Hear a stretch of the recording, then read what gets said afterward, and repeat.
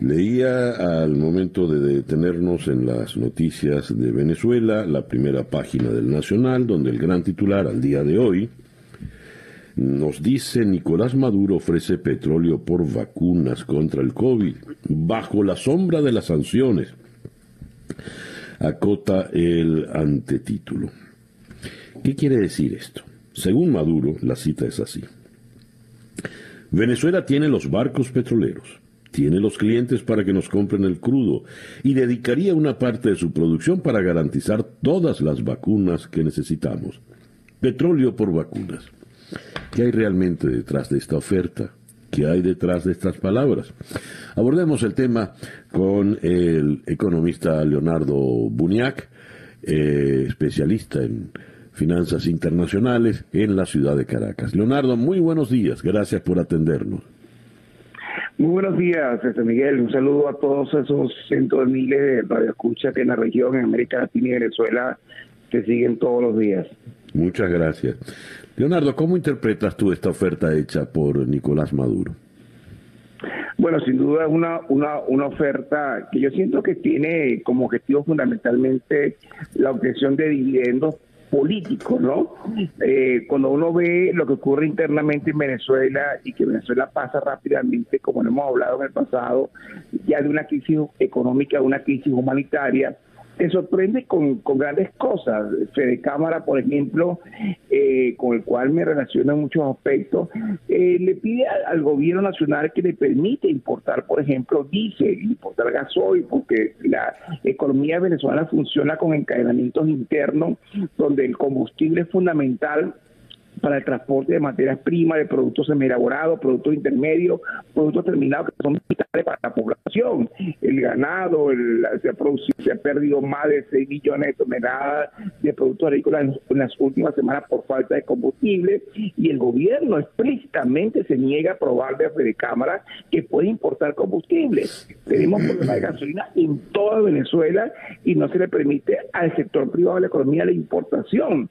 Hablamos de las vacunas e igualmente hay un conjunto de restricciones, muchas de ellas que son de carácter política, para que FECAMA pueda traer vacunas de afuera. Entonces ahora se plantea la posibilidad de un intercambio vacuna, petróleo, cuando todo obedece más, en mi opinión, a la búsqueda de cierto ruido político, de que producto de las sanciones Venezuela esté expuesta a una crisis sanitaria sin precedentes, porque la realidad es que Venezuela tuvo protegida un buen rato de la curva de contagio por el aislamiento que diríamos a nivel global, y hablo del año 2020, pero a la medida en que ya el tema está interno en Venezuela, tenemos una crisis ya de carácter comunitaria. Ya el virus no es importado, ya el virus está dentro de Venezuela y la situación está sumamente crítica, el tema de salud pública bastante colapsado, y obviamente entonces se comienza a utilizar el dividendo político de alguna manera, una suerte de extorsión de que producto de las sanciones no puedo traer las vacunas a Venezuela, cuando la realidad es que está produciendo un poco menos de 400,000 barriles diarios. La 2/3 parte de esa producción está comprometida lamentablemente con empréstitos a Rusia y a China, como tú bien sabes. Una parte se comparte con las empresas militares que operan en la faja petrolera del Orinoco, otra parte todavía se envían barriles a Cuba, increíblemente.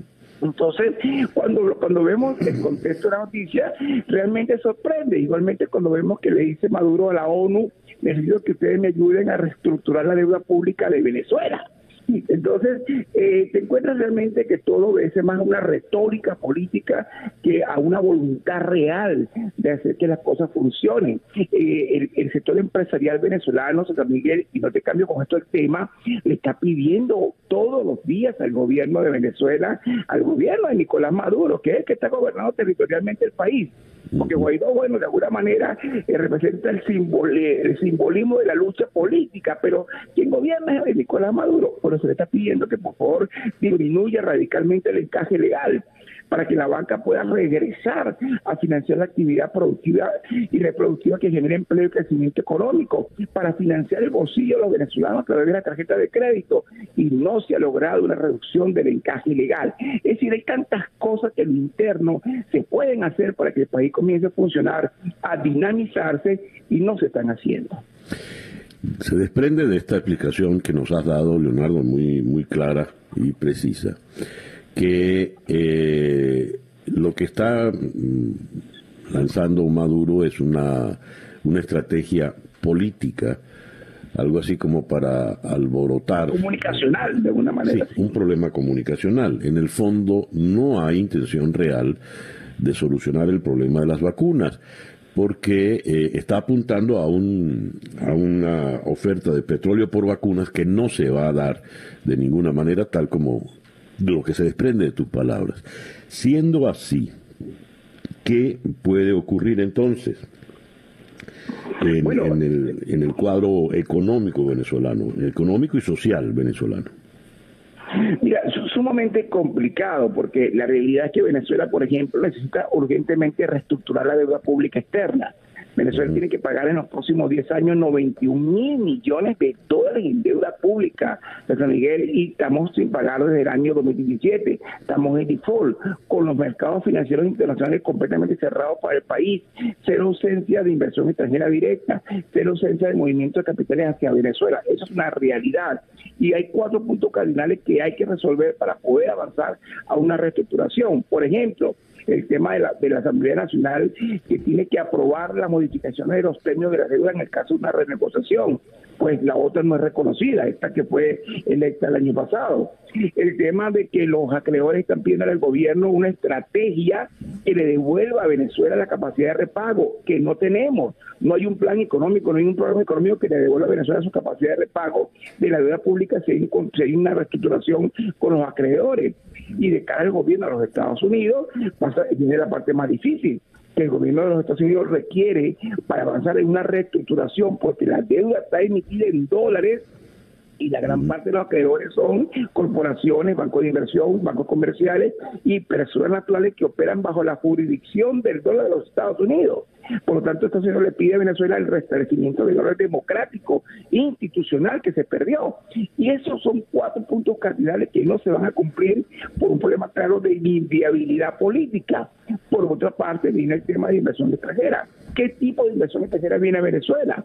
Bueno, si Biden decide flexibilizar por razones humanitarias algunas cosas, por ejemplo, yo creo que se va a rescatar el convenio de intercambio de petróleo por diésel, eso podría ocurrir, como podría no ocurrir. Bueno, podríamos hablar de que algunas inversiones extranjeras del lado del hemisferio occidental podrían venir a Venezuela bajo licencia de los FARC, pero si no se levantan las sanciones, como puede ocurrir, porque la política exterior norteamericana es de carácter bipartidista, esto es importante entenderlo, pues algunas inversiones que sí vamos a ver en Venezuela provienen de otro lado del planeta, de esos 73 países que son regímenes que promueven el declive de la democracia liberal y se inscriben en prácticas totalitarias y autocráticas. Mírate el lío en que está metido lamentablemente Venezuela. En medio de eso, una contracción del PIB que ya tú lo sabes, por encima del 75%, estamos hablando de una economía que ya es más pequeña que Guatemala, que Costa Rica, que República Dominicana, que el Ecuador, la economía más chica de América Latina, con apenas 33.000 millones de dólares de PIB, cuando apenas hace 8 años atrás teníamos más de 300.000 millones de PIB. Es decir, una economía más pequeña que estas y con muchos más habitantes que estos pequeños países. Rapidito, te doy un dato curioso. La cartera de crédito de la banca venezolana hoy, total, pública y privada, son 279 millones de dólares. Eso es equivalente a la cartera de crédito de una agencia bancaria de un banco colombiano en Barranquilla o en Cartagena. De una agencia bancaria, no de un banco, de una agencia bancaria. Es el tamaño de la banca venezolana. Para que tenga idea, el enanismo, el raquitismo financiero que hoy nos caracteriza, lamentablemente. Leonardo, te agradezco inmensamente que nos hayas atendido en la mañana de hoy. Un abrazo para ti, mi cariño y mi respeto, César Miguel. Gracias. Leonardo Buniac, economista desde la ciudad de Caracas. El reloj indica 8:13 de la mañana. Sintoniza usted día a día desde Miami para el mundo.